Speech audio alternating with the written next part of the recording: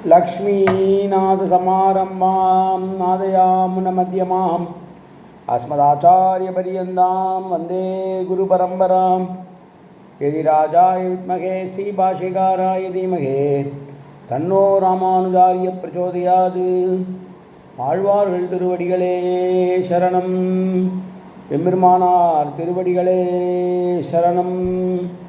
ஜீயர் திருவடிகளே சரணம். யோ நித்யமச்சுதபதாம்புஜயுக்மருக்ம व्यामोगदस्तदितरानतृणायमेने अस्मद्गुरोर् भगवतोऽस्य दयैकसिन्धो ராமானுஜஸ்ய சரணம் சரணம் பிரபத்தியே. நீரார் கடலும் நிலமும் முழுதுண்டு ஏலார் ஆலம் இளந்தலு மேல் துயிலந்தாய் சீரார் திருவேங்கட மாமலை மேயாராமுதே அடியேர் கருளாயே.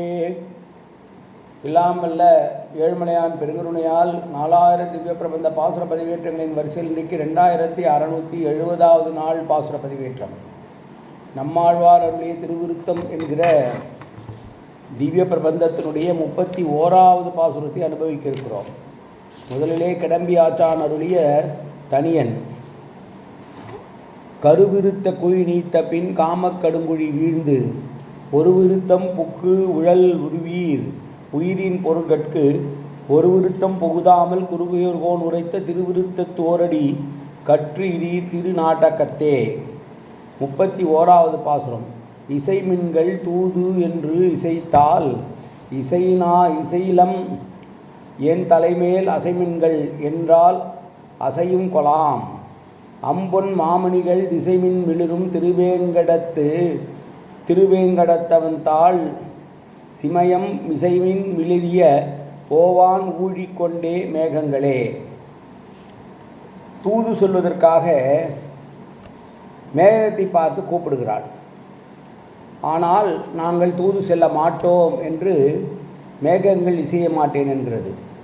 அப்படி இசையாத மேகங்களை குறித்து தலைவியானவள் இரக்கத்தோடு இறங்கி பாடுகிற பாசுரம் இது. அழகிய பொன்னாலும் மாணிக்கத்தாலும் எல்லா திசைகளிலிருந்து அடர்ந்து ஒளி வீச கூடிய திருவேங்கடம் என்கிற திருமலையும் வலிமையான அடிவாரத்தையும் சிறந்த சிகரத்தையும் உடையமான மலையின மீது மேன்மேலும் மின்னல் போல் ஒளி வீசியபடி சிகரத்தை நோக்கி செல்லுகின்ற மேகக்கூட்டங்களே, நீங்கள் கைமாறு கருதாது பலன் விளைவிப்பீர்கள் என்பதனால் தானே நான் உங்களை வேண்டுகிறேன். என்னுடைய தலைவன் நீங்கள் செல்லுகின்ற அந்த திருவேங்கடத்தில் எழுந்துள்ளிருக்கிறார். அவனிடம் போகிற போக்கில் அவனை நான் கண்டு காணாததனால் ஏற்பட்டிருக்கிற பிரிவாற்றமையால் நான் படுகிற துன்பங்களையும் அவஸ்தைகளையும் நீங்கள் அவனுக்கு எடுத்து கூறுங்கள் என்று நான் வேண்டிக் கொண்டேன். ஆனால் மேகங்களே, நீங்கள் அதற்கு உடன்படாமல் மறுத்து விடுகிறீர்களே, இது சரிதானா?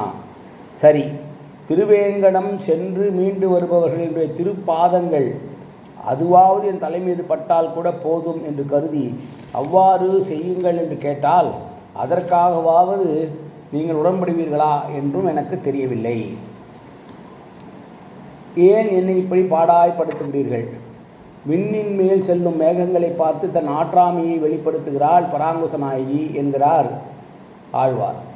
நாயகன் உள்ள இடம் போகிற பாக்கியம் அற்ற என் தலைவி அவருடைய தலை மீது அந்த பாக்கியம் பெற்றவர்களை ஸ்பரிசம் பட்ட மண் பட்டால் கூட போதுமே என்று சொல்கிறாள். அதை தான் தலைவி கருதுகிறாள். இப்பாசுரத்திலே உள்பொருளாக வாழ்க்கையிலே உண்மையை தருகிறது, வாழ்வியலேயே ஒரு உண்மையை சொல்லித் தருகிறது இந்த பாசுரம்.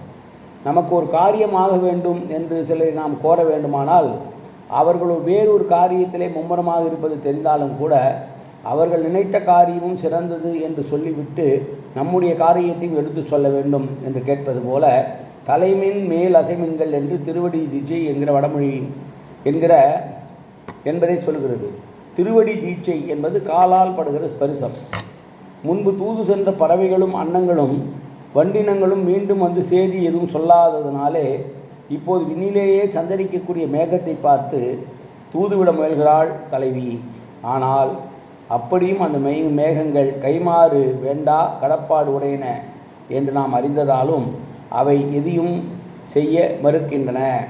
எனவே மேகங்களும் தூது செல்ல போமாட்டேன் என்பதை கேட்டு நான் தான் அவனை அடைய முடியவில்லை. அவனை அடைந்தவர்களுடைய பாதத்து தூளியாவது என் தலை மீது படக்கூடாதா? அதற்காகவாவது எனக்காக பேசுங்கள் என்று மேகங்களை பார்த்து இறங்கி உரைக்கிறாள் பராங்குசநாயகி.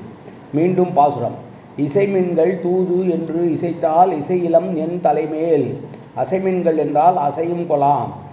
பொன் மாமணிகள் திசைமின் மிளிரும் திருவேங்கடத்தவன் தாள் சிமயம் மிசைமின் மிளிரிய போவான் வழிகொண்ட மேகங்களே. காயேன வாச்சா மனசேந்திரிவா அத்தியாப்தனாபா பிரகதேது சுபாவாது கரோமி எத்தது சகலம் பரஸ்மை ஸ்ரீமன் நாராயணாயை சமர்ப்பியாமி. உடலாலும் உள்ளத்தாலும் வாக்காலும் சகல விதமான பாவங்களும் தோஷங்களும் நிறைந்ததாக உலகத்தில் இயல்பிருந்த போதிலும் அடியேன் செய்கிற நல்வினியோ தீவினியோ அத்தனையும் உன்னுடைய கமலமலர் பாதங்களை சமர்ப்பிக்கிறேன் கண்ணா. காத்துள்வாய் கண்ணா, ஏற்றுக்கொள்வாய் கண்ணா. எப்போதும் திருநாமம் கண்ணா கண்ணா கண்ணா என்று நாவில் வருவதற்கால் குருவாய் கண்ணா. சர்வத்திர கோவிந்தநாம சங்கீர்த்தனம்.